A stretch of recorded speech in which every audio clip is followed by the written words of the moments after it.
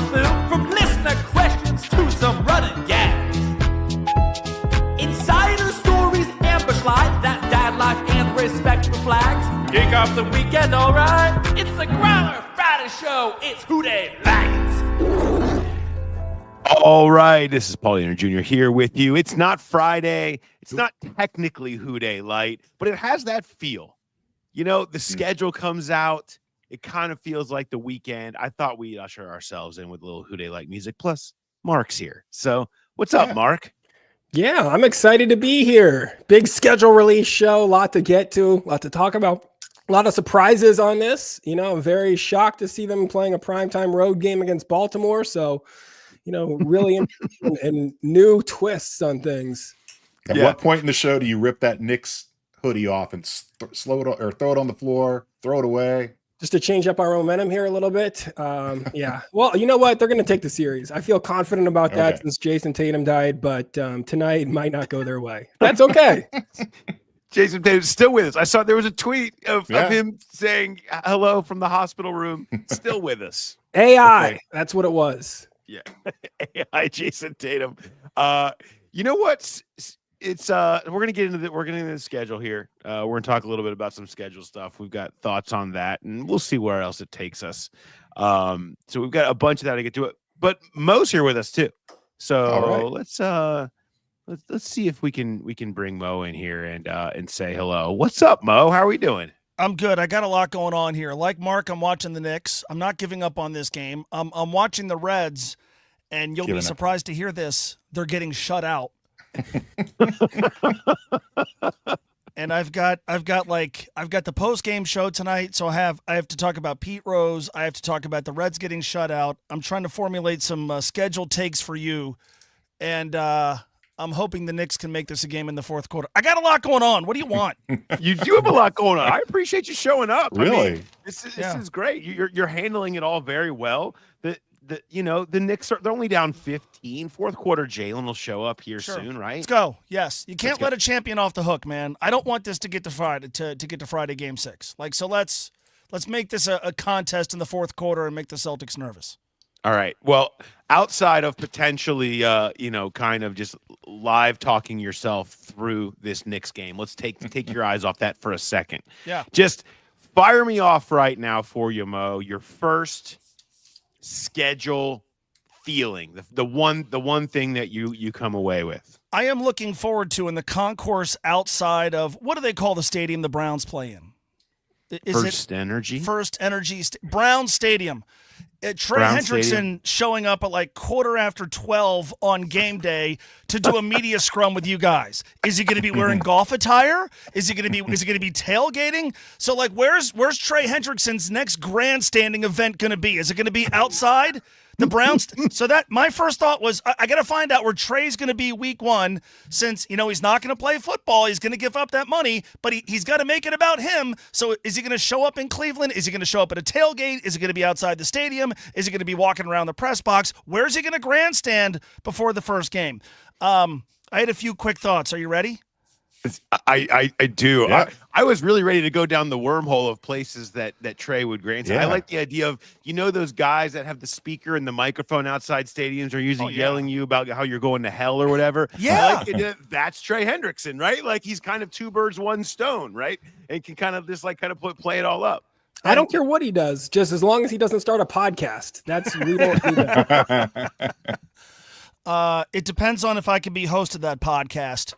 So, we do it every year. We're going to do it this year. Hey, they've got to get off to a fast start, right? They haven't gotten off to a fast start in forever. They play 5 consecutive playoff teams, weeks 3 through 7. Playoff teams from last year. So maybe that amplifies the importance of getting off to the elusive fast start. Because, you're not allowed to talk about the schedule without using the word gauntlet, right? There's a few gauntlets here. Yeah, a couple gauntlets. The first one is at Minnesota, at Denver in primetime, Detroit, who was undefeated on the road last season, at Green Bay, Pittsburgh on a short week. And if there's a team, they haven't played the Steelers in Thursday Night Football since 2008. If there's a team you don't want to play coming off a short week, it's the Steelers, but it could be Aaron Rodgers versus Joe Burrow. But there's the gauntlet. There's the first gauntlet for me. See, gauntlet, I feel like maybe you feel differently. I feel like Gauntlet is a minimum 4 games because Okay. they have a gauntlet later of Yeah. 3. Ravens, Bills, Ravens, but I don't think that quantifies as gauntlet. It's sort of like when we parse through the difference between a special teams ace versus a special teams maven versus a stalwart, and we try to figure out when is that line. I feel like in here, gauntlet is once you reach 4. A 3 doesn't feel like enough to me. Maybe you guys differ. No, 3's a stretch. 4's a gauntlet. Yeah, that's right. 3's a stretch. That's right. Tough So I what's- don't know what stretch. 5 would be. So but what's 5? yeah, Grinder. yeah, there you go. But I'm with you. What is the Zach Taylor Achilles heel, right? He's got 1 win in 6 seasons in the first 2 weeks of the season, right? I mean, we know the run, we know how bad the starts have been, we know how ugly they've been, and we know how they've been blamed, we know how they've been emphasized. And now you have Browns Jags the first 2 weeks of the season. Right. And you then have that gauntlet that awaits you, that grinder that awaits you after that. If you don't take advantage of that, the one thing you haven't been able to do well, oh boy, feel it. You can already feel it bubbling. You can already feel in the seat bubbling. How far into that Bengals Browns game is the first time someone on Twitter calls for Zach Taylor to be fired? I don't know. I might wait till the second quarter.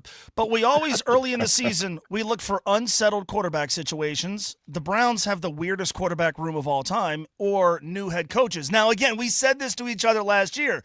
Oh, the Patriots with a new head coach. And then the Commanders week 3, rookie quarterback, and we saw how that played out. But you get the weird quarterback situation with the Browns, and frankly, just a not great team. And then you get the rookie head coach, Liam Cohen, who's kind of weird in his second game. So, you're looking for favorable conditions as Spencer Steer goes deep to give the Reds an actual run, which is great. Wow. You're looking for favorable conditions early in the season that would play well. And so, weird quarterback situation, rookie head coach, before you go into the grinder of Vikings, Broncos, Lions, Packers, Steelers on a short week. If we had a draft for best case scenario opponents, weeks 1 and 2, where do you think Browns Jags are? They'd be 2 of the top 3 picks, I would think. Maybe you throw the Jets in there too with Justin Fields and a new head coach. But I mean, you couldn't ask for a better start. Even though home, I guess would be a little better, but still Browns Jags. I think they have to be happy with that. And you're right, they have to feel the pressure to get that done, because if you stumble there, it gets tough in a hurry. Will Trey grandstand outside every game that he misses? Like, will he just hopscotch around the country to wherever the Bengals go and do like a mini press conference to talk about, his foreshadowing and his contract and nobody's calling his wife and all that? Is it going to be a tour, the Trey tour? How's Rock this and gonna Roll work? Hall of Fame week 1 in Oh, Cleveland. man. He can do Paisley Park week 3 in Minnesota. Red Rocks week 4 in Denver. He has the places he can go to get his. And bring voice out. McAfee with them too. They'll just like a college game. Yeah, day. they just go. He just ends up on McAfee's show. It's him and Pac-Man sitting in those seats, just talking about the Bengals organization. I like that. I also like the idea of like maybe Trey's just like eating peach cobbler in the media room, during games, like at halftime when everyone's going through, they're eating the chili or whatever, or eating their eggs before the game, and he's just in there like all the rest of us, just sitting there eating his cobbler and talking to people about his contract. I think that could work too. So Jesse Bates, when he was going through his contract situation, remember he showed up at a preseason game? Yeah, In the suite. Yeah, we tried I to find him. The person I go to games with does not go to preseason games. I'm offering my other ticket to Trey Hendrickson if he wants to sit with me to watch the Bengals play the Colts on whatever day that is. That might be the one thing that gets him to play on his contract. It's just that threat. But I can hang out with you or go play for what the Bengals are paying me. All right. Do you have any other thoughts, or do we need? You have many pots on the stove right now. So just a couple of things real quick for me. I'm sure you're going to cover all this, but I jotted notes down, and I don't want my work to go unaccounted for. Sort of a weird distribution of like heavy road, heavy home, heavy road, heavy home, which is interesting. They're going to go with the bye more than a month without playing a road game. That's kind of cool. Here's my hot take. Are you ready? Thanksgiving night, greater than sign Black Friday. I know the Bengals want to play on Black Friday for some reason. I want to watch the NFL game on Black Friday. Do stuff with my kid on Black Friday. Thanksgiving night, though, dude, especially road game, in like whoever I'm with on Thanksgiving Day, put them to bed. I'm tired of them. Let's go. Bengals, Ravens. Places open up now on Thanksgiving night, so sign me up for that. I know it's the third straight year the Bengals have to go to Baltimore and play on a Thursday. Also, if you're looking for a road game, right? So they play in a lot of places that if you go there in December, it's miserable. Cleveland, Minnesota, although I know the Vikings play indoors. People tell me Denver's nice in December. I don't know. And Green Bay. All those road trips are before the middle of October. So like if you've been looking at those games going, I want to go to there, or I don't want to sit in the frozen tundra. I don't want to go to Cleveland. One might say you don't want to go to Cleveland at all, but I don't want to go to Cleveland in December. You don't have to. You can go in September. Or if you want to walk around Minnesota and check out something but beyond the Vikings game, you don't have to freeze your face off in the Minneapolis tundra in December. You can go in September, and I'm guessing Minneapolis in September is pretty nice. That's my number one trip. I think Minneapolis comes out as the absolute. Can I tell you all the things that you could do when you go, if you go to that Bengals Vikings game, which catching Minneapolis is a great like warm weather city, no question like that. Mm-hmm. You obviously don't want to be there when it's cold, but you got Twins home, you've got their minor league team across the river home, you've got Bert Kreischer, is that how his last name is? Yeah. The guy always takes his shirt off, right? Yep. He's there. Louis C.K. is there. Wow. If you're into ventriloquism, Jeff Dunham is there. All the same weekend. Here Come the Mummies, who I actually really do like. They're actually great. They have a great song called Here Comes Attack of the Wiener Man. And Here Come the Mummies are great. They're fun. All of that is happening, plus Bengals Vikings in September in Minnesota. Sign me up. I'm going an extra day. It's already been booked. I watched that Bert Kreischer guy on TV. I didn't know much about him. He took his shirt off, and I just thought to myself, I'm glad that the stand-up comedian closest to me, who is on this podcast, didn't take on that act. What would you rather, if you had to make a choice, Mark, you're going to become known for taking your shirt off or ventriloquism? Which direction are we going?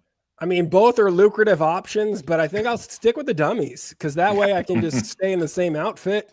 And anytime that people get mad at me about something that I said, you just blame the dummies. It was the dummy that, said that offensive thing and got canceled. You get a new dummy in there. You're good to go. Also with Minnesota, the Twins aren't just home. They're playing the Royals. So you got a chance to see one of the best players in the game, and Bobby Witt Jr., maybe you wouldn't see. And if you go out early, if you go out Friday, Black Keys are in concert Friday night and Jason Aldean in concert. Now, I don't know that I would go to either one of these in Minneapolis Friday night. Are you sure? You may want to, I'm not sure about that. I didn't see that. Maybe I'm off. Okay. We need to check on that. Fact check. Somebody in the comments. Check. I googled Minneapolis concerts, put in the dates for the entire weekend, and that popped up. So all right, unless I made a misstep along the way. All right, it's possible. Either way, I love that trip. And really, Denver is great. You get that in September 29th. Monday night, if you want to go the full weekend riding into it and take a couple days off work, you like that. Obviously, everyone's going to be talking about Green Bay, I would think. A chance to go to Lambeau before it gets too cold and, do all that. I recommend, because it's tough to get hotels up in there. I'm a Milwaukee fan. You've been to Milwaukee, Mo, many times. Milwaukee's a great town. Hit it up in October. I think you'd have a good time, and it's not a far drive up there. You don't have to worry about fighting all the hotels and everything else. You can worry about traffic on the day game, but you got a 425 kick. You'd be all right there. I like that one too. All those trips now are suddenly not as bad. Big win for the Scribes here, Jay. Yeah, I gotta say, I think win for the Scribes, where you have the long stretch from, let's see, only one road game between October 12th and Thanksgiving. And then only that Buffalo game on December 7th do we really have to have like a weather issue, a cold concern. When you looked at this schedule originally, it was like, how many times am I going to be walking and not be able to feel my face when I leave the stadium? And we're totally bearing the lead here because, yes, it's great getting all these cold cities in the warm weather, but Miami in December, right around Christmas, it's 1 day shy of the 6-year anniversary of the Burrow Bowl. That crazy overtime loss in Miami that clinched the number 1 overall pick and brought Burrow here. That was December 22nd game. This is December 21st, 6 years apart. And you mentioned Green Bay, which, you could drive up to Green Bay, stop off in Chicago, a billion things to do there. Milwaukee is cool. You could also pair it with a Wisconsin Badgers home football game, which is a cool experience. You can go and yell at Luke Fickell. They're playing Iowa, so the game is going to be like 12-9 or something like that. So, that's going to be a lot of fun. But I would do that if I could. The UC schedule will not allow me. But if you're looking for something to pair that with, the game day experience in Madison, and again, it's not late November. The game day experience in Madison is pretty cool. And who knows? They may have a new head coach by then. I don't know, but you could go potentially watch Coach Fickell coach against Iowa, Eric All's alma mater. Future Cincinnati head coach Luke Fickell. All right, Mo, you have stuff to do, and I don't want to keep you any longer. Unless you just are really suddenly the Reds game is more competitive than the Knicks game. That's not good. That's a bummer. Well, depending on your point of view. All right, Mo, thank you for popping in on a busy night. I appreciate it. Your takes were fantastic, and we'll talk more. I'll be on with you tomorrow. You will. I can't wait. All right. See you guys. See you then. See you. All right, Mo Egger joining us. Okay, let's do this. That was a good kind of a quick hit, but before we go on forward, we have to talk to you guys again about our great friends at BetMGM. And of course, this season, you know how it is. We're going to be doing all our live shows. We're figuring out the schedule and how we're going to do it all now that the schedule is out. But we're going to be having all of our live shows, exclusive home of all the Growler live shows, pregame shows, season kickoff show. You've been to so many of these before. You know how great of a venue it is. We will be down there all season long. Make sure you come down there. But we're also giving you money. If you haven't signed up for BetMGM yet, use the bonus code Growler, and you will get up to a $1,500 first bet offer on your first wager with BetMGM. So here's how it works. You download the BetMGM app. You sign up using the bonus code Growler. Second thing you do, deposit at least $10. Place your first wager on any game. Jay, who are you betting against? The Texas Rangers tonight. Whoever's playing the Rockies, that's your play. There's no way they lose two in a row. No, it would never lose two in a row because you will receive up to $1,500 in bonus bets if your bet loses. Just make sure that your bonus code Growler is in there when you sign up. If you haven't signed up for BetMGM yet, use the bonus code Growler and get your $1,500 first bet offer today. That awaits you. So make sure you take advantage of that. And I cannot wait. We're going to start plotting out the season schedule now for what we're going to do down there. Can't wait to unveil that to you. And we've got lots of fun. We are going to be the home of tickets and giveaways. We discovered last year that there's just nothing we enjoy more than giving stuff away. And so we're going to give away tickets to the next game at every one of our pregame live shows that we do next year. We're just going to be giving away Bengals tickets. We're going to be doing all kinds of stuff, all the games we did. Should we make we were going to have the cookie eating contest was discussed since Charlie's cookies have become so popular. I think he wants a piece. And we're going to see if he can get to 8 and if people can beat him for the tickets. How many cookies would you eat for Bengals tickets? Like if you were... or any for tickets to whatever you wanted to go to. They're big cookies too. How far would you be willing to go? Are you asking us how far we would be willing to go? 5. Yes. Charlie's crazy. He says 8. I don't know. They are. How big. good are these seats? That's what I want to know. What if, however, as further along you go, every time you cross another 5 cookies, I move you down a section. I'm going to eat 2 cookies and be in standing room only. That's fair. That's fair.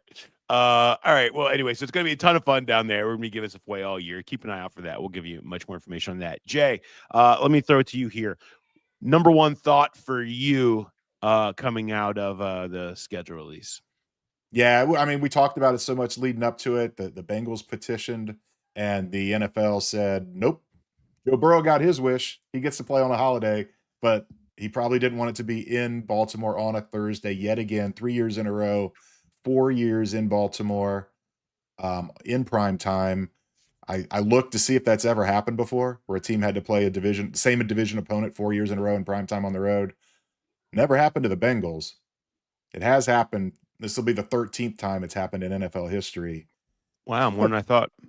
Yeah, me too. And most of them are 4 gamers. There are some, there's 4 that are longer. The record, this is insane.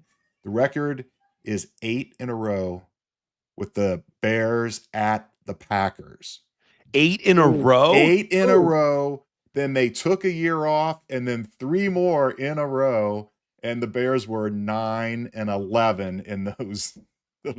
Or I'm sorry, they were 2-9 in those 11 games. Wow. They went 2-6. What in the years 8 in a was row. this? Is this in Okay. when was this? 90s to 2000s? No, it's even more recent. I believe it was 11-18, and then 20-22. So the Aaron Rodgers, the Mhm. Aaron Rodgers era, the prime Aaron Rodgers owns the Bears era. Okay, wow, that is unbelievable. So you have now dating back to 2019. We sort of detailed this the other day. I'm going to continue to hammer it because I think it is it's the most relevant. Like a lot of the stuff we'll talk about is fun, but it's very much. I mean, it is deep in the margins on a lot of this stuff. This is the most relevant thing we talked about last year. About it's just this. It is real. AFC North Road is real. Again, here is since 2019. This does not count the latest. I don't have this was what we did before today came out. And you had the Bengals end up with a road game, and I believe the Steelers end up with a road game as well because they're coming to Cincinnati on that Thursday. So you can make that 8-6 at your top of your list there. But you see the records. You see versus the spread. It's real, and the Ravens have won, and now it's 8-1. They still have one. They still have one. Because they are not on the road in primetime against the division again this year. And it just continues. And so I think from a Bengals perspective, that's where the frustration comes from competitively, but it's not just competitive. It's also, how about any home primetime games? Last year there were some, but they set the record for most road primetime games in NFL history last year. And this year they have 4 primetime games, 3 on the road, 1 at home. I sort of tweeted, you can feel the bristling of the marketing department all the way down here in Oakley. Like, I just feel like that's the type of stuff that they want. They want to sell. They want to be able to offer that to their fans, and they can't. And I'm sure they're frustrated by that. They have voiced that frustration, and that's been clear. I don't understand what is there any sort of like logical reason that the league keeps doing that to the team? Can you think of like a specific thing like, oh, it's just easier to shoot in some of these bigger cities or getting crews there? Is there anything that makes sense about that? I mean, I don't know, Jay. I don't know what you think, it'd probably be a good question for somebody like a Mike North who puts this together, because, when you get into prime time, you're a little bit, the networks are making these choices in so many ways. And so when you have them constantly, they want Bengals Ravens because everybody wants Bengals Ravens right now. When you look at the types of games they play in Burrow versus Lamar and all that, well, okay, pick which one you want. And they are consistently ending up in primetime. And specifically now they're ending up on Thursdays. And I feel like even worse. Amazon's just like, we want it in the same place. We've had success. These games have been unbelievable. They've been notable. The storylines are great, and the Bengals continually have to go back there. Now, it wouldn't be an Amazon game this Thursday, but like with Thanksgiving, but they keep ending up on these Thursday games, and you wonder if it's just the networks are the ones saying we'd rather go to Baltimore than Cincinnati. But why is that? I don't know. I will ask around on that. I think too, they kind of get into some ruts and they continue things just because I don't know if they're staples or one of the first things they put in the schedule, but it's not just all these games in prime time. Like you said, the last 3 have been on Thursday. They've all been in November. That's a hard part of the year to start doing these shorter weeks, but it's also right around their bye. This is 4 times out of 5 years in a row that their bye has been this week 10. The 3 years before that, it was week 9. So 7 of the last 8 years, they've had a bye on week 9 or week 10. It's always right there. You think about their first primetime appearance. It's week 3 or week 4 every year, it seems like. Last year, week 3 Commanders. The year before, week 3 with the Rams. They had the Thursday night game against the Dolphins in 2022. I think it was a Thursday night game in week 4 against the Jaguars in 2021. It's just like they kind of get into these ruts, and if it is successful, the ratings have been crazy. I see, how they fall into that, but it's not just that the Bengals are, getting the short end of the stick here. The Ravens haven't played a primetime game on the road since 2020. In a division game, a primetime division game on the road since 2020. So it's that you look the Steelers and the Browns are all right there, like 500. Half of their games are on the road, half are at home on those division primetime games, and then it's completely flipped with the Ravens and the Bengals. The Lamar is 10-1 as a starter against the Bengals. Like the bottom line is that's the real problem here. Like we can talk. I think it's impactful. I think that this is a real thing.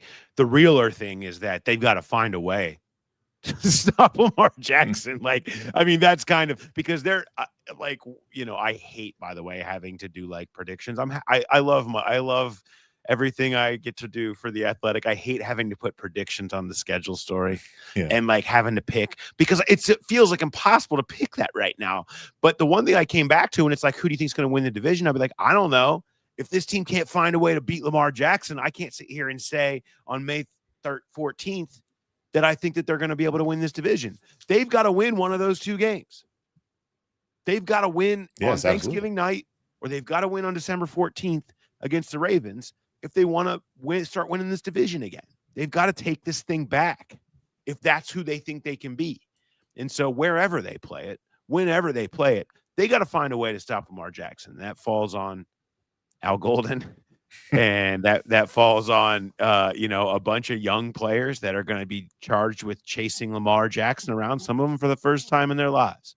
You realize how difficult that is. We saw how that went for a number of people the first time they've tried to tackle Lamar Jackson. It's not very easy, but outside of that, obviously I think that the Bengals are not going to be thrilled with not having many home primetime games, but there are some stretches that I like. I won't go into, we talked a lot about that week 3 through 7, which, by the way, both of those home games are on short weeks in that weeks 3 through 7, because Detroit is coming off of the Bengals being in Denver on road Monday Night Football on the 29th and getting the home game against Detroit. So not just 5 straight games against playoff teams. The only 2 at home are both on short weeks. So it's just a high degree of difficulty. But then you see the make hay stretches here. And so that's the one where you're sitting here saying, okay, maybe this will happen. So you've got what? You've got Jets, Chicago, bye week, at Pittsburgh, then New England.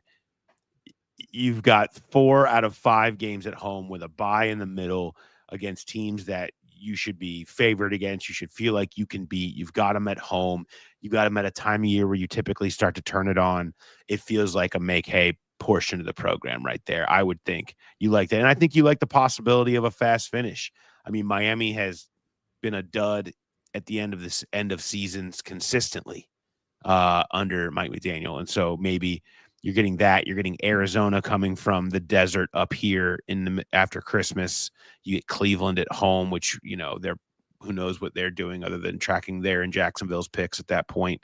And when you look at that, I think you see a chance to have the finish fast again. So I like a couple of those blocks in there, but to me, it's about getting to that Jets game on the 26th over 500, because you've got the problems they've had in the first 2 weeks, the rough grinder of 5 games after that.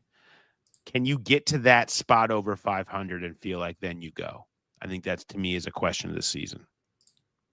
That's another rut. The Jets right around Halloween. We've seen that 3 times in the last 4 or 5 years. Yeah. It's just another thing that keeps happening. You wonder, okay, they're not happy about the Thursday night Baltimore thing, so the NFL throws them a bone, and they've got 3 straight home games. That doesn't happen. It did happen in 2021, but it doesn't happen that often. So it's like, oh, okay, is that a consolation? Well, the Ravens got 3 straight home games as well, so not even that balances out. Yeah. Yeah. So, all right, we've got that. Mark, what do you think? Do you have any feelings? Any gut feelings on this? Yeah, I'm already at 13 wins. The way that I'm looking at this, I'm over the moon here. I kind of look at it a little bit differently, and I want to ask you guys your opinion. I know that you guys get to watch the game in a much different manner than I do. But if you had to rank these as which of these games for Bengals fans, if they want to go to a road game, is the most likely to get into a fist fight in the stands? Like, because I don't know that a 1 p.m. game is going to be, as dangerous as if it was, like a Thursday night game. Is the Thanksgiving Baltimore crowd, are they going to be a little less aggressive? Maybe because they're full of turkey and Thanksgiving food. Is that maybe a better game to go to than some of these others? I don't know. I mean, I don't feel like this is close, Jay. Yeah, fist fights are mandatory in Buffalo. No, yeah. You know what? Here's the thing. I feel like Bills fans are a lovable lot. I think they're Bills Mafia. They're a little crazy. Yeah. But are they fighting you? I don't know. There's always been such a symbiotic relationship between the Bengals. Yeah, since and the Dalton Bills. thing. I mean, that I feel like they're friendly. If you have Ohio plates or a Bengal sticker, your car is going to be keyed if you park in that main lot. It's not a friendly crowd at all. But you're right. There is that, since the whole Andy Dalton thing, a little bit of the cooling of the tensions. But what were you going to say, Pittsburgh? Florida man. Miami. Are they even going to care by that point? Yeah, that's the thing. Do they care enough about football to fight you? It doesn't matter. It's night. It's 8:20. It's Miami. Okay? Just don't. You're in Florida. The Christmas spirit. And they're mad about the state of their team, I guess. I don't know. I've been around Miami, before. I've met many Florida men and women, and they're delightful.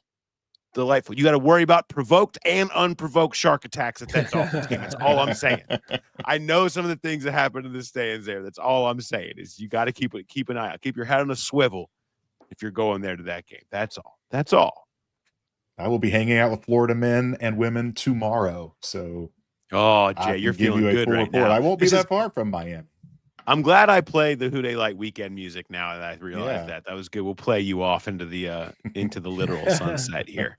You deserve it. All right. Other scheduled thoughts. I liked it for trips. We talked a little bit about that earlier. I love the Minneapolis trip.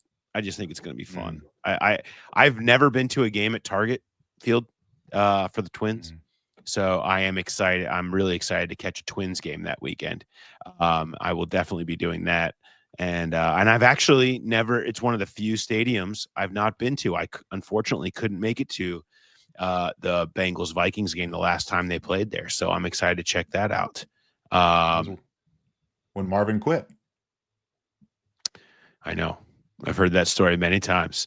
We may have to get Jim O. We may have to give Jim Ozarski back on here soon because he can talk very clearly about that, about going to Green Bay. If you're going up to Green Bay and want to go through Milwaukee, where he resides and covers the Bucks for the Journal-Sentinel, and we've got a lot of old stories just to pull back out. I think Jim and I talked the other day, and we're ready to reminisce and do some gags on the podcast again for those of you that remember those days of what makes Jim mad and the Yaris and car spiders. He's like, people still come up to me and talk about car spiders, like to this day. Like he'll get tweets or people that remember him from the podcast want to know if there's any hubcaps ever got on the Yaris. You ever see a Yaris anywhere? You will not see 4 hubcaps on that baby. It's impossible. They do not hang on. There will only be at most 2. To be honest, but talk about that and more with Jim at some point here soon. Do you want to go to the Anthony chat? Nearly wrecked his car due to a car spider. It was one of the first things he told me when I was getting to know him last year during training camp. We were talking about how much he hates spiders, and he almost drove off the road when there was one in his car. Yeah. Let's go to the chat. What do we got in there? We got some good stuff in there.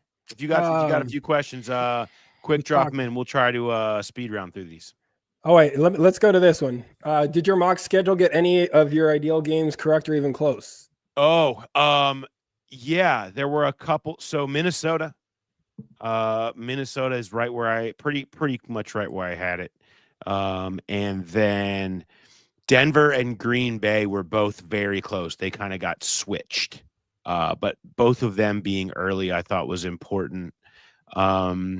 Arizona in week 17, I believe, was a hit, trying to bring the warm weather team north as an ideal scenario there. And I'd have to go back and double check any other ones. There weren't any other ones that stood out to me though. Those were the main ones. I guess Minneapolis is a big, good brewery city too. So that's another good, compelling reason to make that trip.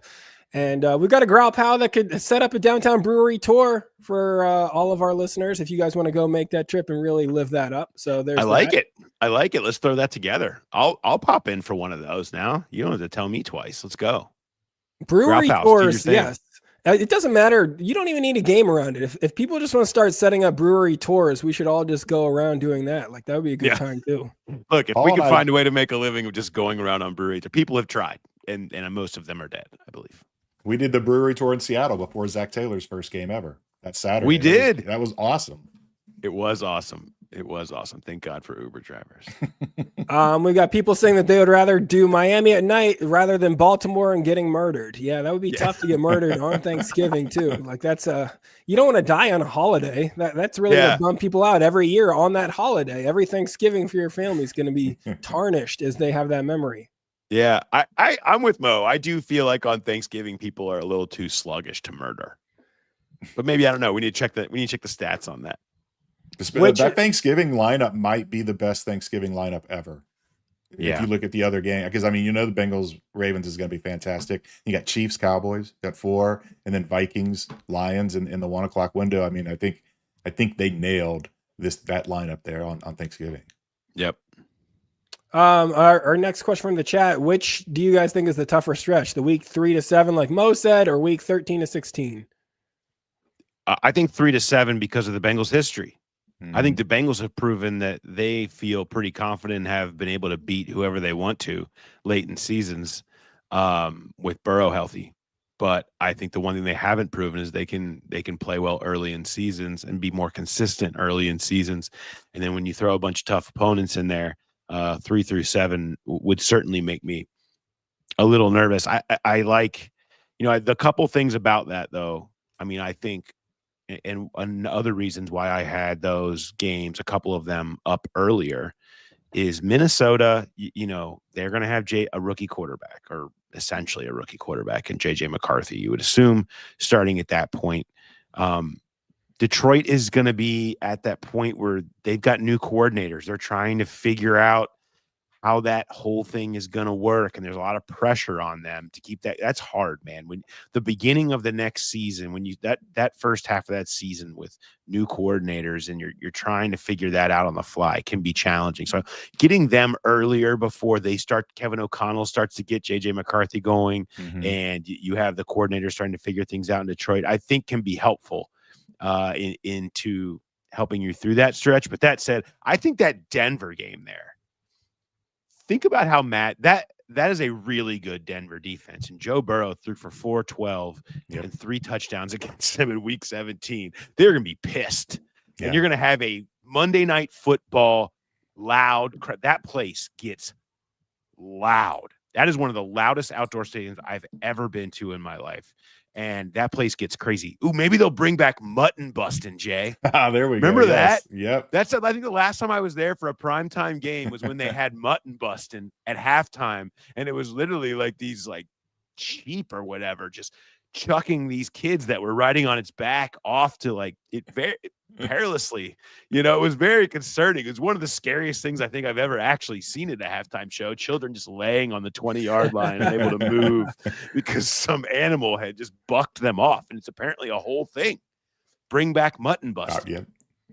I have a question for you guys off of the last question, because I agree that earlier stretch is much tougher than the one later in the year. That Baltimore stretch, advantage or disadvantage? Because is that getting the Ravens 2 games that close together, does that help you? Because it is so hard to get, Lamar is so unique to plan for, and then you can kind of throw Josh Allen in that same running quarterback. You have 3 games against kind of similar style quarterbacks. Is that, as tough as it is because those teams are good, is it actually an advantage to have those 3 right back? Well, the one thing I'll say about that, it at least gives Al Golden some time to get his defense together. Yeah, true. And get guys, know what he has and figure out what his weak points are and start making it work. I worry, the other side of that is I worry about the depth of this defense a little bit and how depleted would they maybe be trying to stop these guys. But I think I'd rather see them later in the season when Al Golden has some time to try to get the defense going in the right direction, rather than if it was the first 3 games of the year. That's for sure. And I always say, better to play the teams with the best quarterbacks late in the year, because there's a chance they might get hurt. Because especially that changes those two. everything. It changes the dynamic of everything. And that's not in like anybody wanting them to get hurt. It's Right. just the truth. And your schedule is a whole lot easier if you have to face Lamar Jackson versus whoever is backup. Is Josh Johnson still there? What team? He's on like team 18. I don't know if he came back there or not, but whoever their backup is now, I don't know. It really doesn't matter. The fact that we don't know proves it's not Lamar. It's not Lamar. I do like the question, though, and I feel like if that the 1 p.m. Baltimore game was the first of those 3, I would like that stretch a whole lot more. Get that one out of the way. Best chance to start that with some momentum. And then I would like, they always play well against Buffalo. That doesn't scare me as much. And then going to Baltimore, if, makes it a little bit different. But if they could have flipped those 2, I would have liked that stretch a little bit better. Baltimore's backup is Cooper Rush. Oh, that's right. Well, I like that. You know what? I don't mind. I like that. I like them having. No, I mean, for them, that's a nice. I'd rather them have. If I was Baltimore, I'd rather have Cooper Rush than Josh Johnson, who they have had back there. Yeah, Snoop Huntley. Bengals fans love Snoop Huntley. There's no question about that. He'll get a statue. As does Jermaine Pratt and Logan Wilson and Sam Hubbard. All right, what else we got? Anything else in the chat that we like? Oh, let's go. Oh, this one just came through. I like this. Week 1 against the Browns defense when they're at their healthiest with 1 new guard. That's a big challenge, right? How do you feel about that? Is that going to be enough to offset? Do you think the quarterback issues will be rolling out week 1? Maybe it's 2 new guards. You know something we don't know? I mean, that's yeah. So, yeah, I mean, they've got Mason Graham, number 5 pick, and that line always gives them fits. That is going to be a test, but you're gonna be facing D lines like that all throughout the season. I think playing Cleveland it's overall a positive to get them right off the bat. Yeah, I would agree. The thing is, the fact it's Myles Garrett, it's that Browns defense. Like it's just one of those places, man. And you never quite know. It never seems to go as well as they want it to up there. They were lucky last year where Deshaun was still playing and kind of helped them, but it's not like they were some kind of offensive juggernaut. They were incredibly sloppy and kind of gifted Deshaun Watson being terrible and allowing them to win that game. So they've never quite played well up there, but there's a lot of things they've never quite done that they need to start quite doing this year. I know you hate them. Do you want to do some record predictions? I can tell you what I put in the Athletic. I had 11 and 6. What a nice plug. Yeah. I have a lot more in my schedule reaction story in the Athletic. If you want to, please go read it. But I had 11 and 6. I again, don't hold me to that. I'm just, it's hard to really say that today, but I feel like they'll be pretty good. I think their defense will obviously cost them some games. I think their line might cost them some games. I think that first stretch is tough. But I think there's, as long as they're healthy, they're going to have one of the best offenses in football. And when you have that, you can get to 11 wins. And I think that they should be able to. I think they can do that. But again, don't hold me to that. My record prediction for the season that I like for sure, set down, hold it to me, hold it over my head, is the one, but right before the season starts at the end of preseason. Yeah, off the jump, I'd say 10-7. That's what I predicted last year on that the preseason episode. I went 10-7 for last year, and it just too many questions about the defense, too many questions about Trey Hendrickson. Could easily bump that if they look good and when we get closer to the start of the season. But right now, I think got to go a little more conservative and go 10-7. All right. Well, yeah, I'm going to go 12 just because, someone's got to be the optimistic one on this. You got to go. I know I'm already starting to backtrack from my 13, just going backwards. But yeah, I'll be the optimistic one, 12. And last thing from the chat, shout out to Tyler, who's having back surgery tomorrow. Oh, hang in there, brother. Whoa. Yeah. Hang in there. You can do it. Good luck. Get the heating pad. You're going to want to sleep on the heating pad. You're going to need that thing. Get all the help you can get. It's not an easy deal. Hang in there. Hopefully it's not a fusion. It's you don't want that. It was very different. The lighter surgeries versus when they go full fusion, it was a much different experience second time around. So hang in there. You want to sneak in some dad lights? There's no Who Dey Light this weekend. We kind of Who Dey Lighting this a little bit. So maybe we sneak in some dad life here, Mark, to wrap us up. What do you got going on?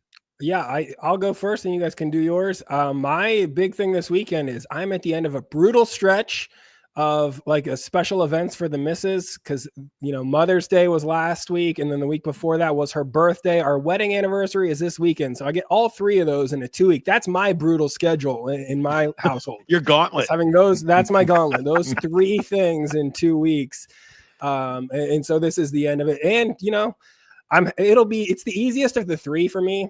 The anniversary, you can the birthday's got to be a bigger deal. Mother's Day, you get the kids involved. Anniversary, you're just kind of punting on it a little bit. But it'll be a fun one. I will say this about my wife, who is probably the biggest Bengals fan that I know. I wish that she wouldn't be on Bengals Reddit as much as she is, because that can be a little bit crazy. But we are high school sweethearts, and I do think that's the only decision that I made at age 17 that I would still stand by today. Because if I'm looking at everything else, my sense of fashion was cargo pants that zippered into cargo shorts. So I think that's out. Hell yeah, I still got those. My favorite musical artist back then was Sugar Ray. So no go on that anymore. And I was also a big supporter of the invasion of Iraq back then. So I don't stand by that one either. So high school sweethearts, the only one I'm standing by. Standing by that one. That's solid. I walked into the first time I'd been to some friends' houses, and we were over there, and Smash Mouth was playing on the music. What do you just do? The whole if you band walk was into a there? place you've never been before, and Smash Mouth, like I was okay with it. Like 90s nostalgia hits, I'm in. But I feel like when that happens, when you walk in, I bet there's some people that would just turn around and walk out. Not me. I was there to celebrate it, but what would you do, Jay? Was it just All-Star on loop? I mean, is there more Smash Mouth? It wasn't like they weren't playing an album front to back. It was All-Star. It was, they're playing the hits. I'd be okay with it. You got to give them a break. You never know. It could be a playlist, not a playlist. It could just be streaming Pandora, so a platform like that where you can't take responsibility for any song. Now, if there's a bunch of songs you kind of raise your eyebrows at, then yeah, maybe turn around and walk out. But just one, I'd be okay with Smash Mouth. The playlist eventually brought the hits. That's all. You're probably just as likely at this point to walk into somebody's house and see Smash Mouth playing their own music, some of the members of it, rather than people listening to it of their own volition. Paul, what do you have for this week? So we had the season wrap. Do you guys do, when you coach your soccer teams, do you do kids versus parents games? I had one tonight. Yes. Had one tonight, as did I. And this is one of the first kids, because my oldest daughter didn't play soccer, and so my youngest daughter in kindergarten, this is the first time I've done that. Now, I used to love playing soccer, and inside of me, like, I could still do that, right? And there's a moment where your brain goes to try to make a move that you could do when you were 12, and your body just totally rejects it. And then you're like, why did my brain think that? Why did I think I could do that? And I just didn't want to be the one parent that got injured, and then I was like, oh, please don't let me be the one parent to get injured. And then you try to make a move and you feel your knee kind of do a half buckle. And it's like, okay, here we go. This is all very bad. I was very concerned that somebody was going to get hurt. And I really thought it was me, but I really, really wanted to show off my athleticism. And then you realize, what am I thinking? I don't have any of it. And then how does it, do you want to win that game? Yeah. And there's always a concerning amount of how hard do I hit this ball. There were a lot of little kids out there, but I'm trying to mix it up. That's the one thing I tell the parents at the start of every parent's kids game is keep the ball flat, because every year I've got a parent that just blasts it and hits a kid in the face and she gets a bloody nose, and it just kills the vibes real quick. So yeah, keep the ball flat, and then, go hard, lose by 1. That's probably the best approach. Yeah, that's how it ended up. We went hard. We lost by 1. I thought for intimidation, it was pretty cool. There was a first grader on the kids team that just ripped a tooth out of her mouth right before the opening kickoff. And I was like, whoa, they are taking this serious. Bonus points if it wasn't even a loose tooth. If it was just one, they just ripped out a permanent tooth just to intimidate a parent. Like, yeah, I like the ferocity behind that for sure. It was great. Very ferocious. Fun time. Jay, what do you got some good dad life for us? Yeah, you guys have reminded me, and I'm going to be doing this again in about a month. And anybody watching, listening, you can use this as a summer vacation tip because it is really cool. I give my wife all the credit. She came up with it. So every year we go to the beach. We go to Tybee Island, Georgia. We go with the same families every year. And one night out of the week, we will go down on the beach. And my wife brings all these glow in the dark. You snap them. And that's a bracelet, or you put them together, make them longer like a necklace. And everybody just wraps up in those glow in the dark things. And we have glow in the dark or light up Frisbees that change colors. And we have this massive game of Frisbee football on the beach at night. And the kids love it. And we would destroy them. And I vividly remember it was right when they all started getting about 12 or 13. And it just turned so fast and we couldn't keep up. And they just started smoking us. But it's so much fun for us. We take the monster boombox down there, play music, and have this game. And I can just imagine all the people, all the houses, all the condos looking out at the beach and seeing all these colors going around and thinking, I wish we were them. That looks like a lot of fun. So it's a very cheap thing to do, and the kids will love it, and they will remember it for the rest of their lives. That is awesome. Great tip. Speaking of, you made it sound earlier like you had compiled a concert list for this year's season schedule. Did you have something? Or I did. I went, even when you talked about Minneapolis, I went back and Googled it, and both those, it's actually Saturday night, not Friday night. Both of the Black Keys and Jason Aldean are there. And then the other ones here, Denver, there's a bunch. If you want to go super early, I know the game is on Monday, but go Thursday, you got Breaking Benjamin and 3 Days Grace and Marilyn Manson and Bonnie Raitt. They're all out there. And if you want to stay a day after the game, Megan Maroney, country artist, is at Red Rocks. Green Bay, the night before the game in Milwaukee, Mumford and Sons and the country star Jordan Davis. And Pittsburgh, Saturday night before the game, Eddie Van Halen's son, Mammoth Van Halen. His name's Wolfgang. The band is Mammoth. I would recommend to absolutely everyone going to Red Rocks, even if you kind of only maybe a little bit like the artist, just because if you've never been, it's an unbelievable venue. It is so cool. There doesn't have to be a concert there. Just go there whenever and then just go hike around behind Red Rocks. It's awesome. It is one of my favorite places. There, the hiking there, that whole Denver area is great, but Red Rocks and specifically, if you have any enjoyment of any of those artists that are there that weekend, just go to the show and check it out because it's an awesome place. And it's in Morrison, Colorado. It is in Morrison. I've definitely sent you the Morrison Margarita Hut or whatever the hell it was called. Whatever it was, I was like, this feels like this is in your family, or maybe you're like a part owner and you're just kind of just stop paying attention to it because it was falling apart a little bit. But all right, this is fun, boys.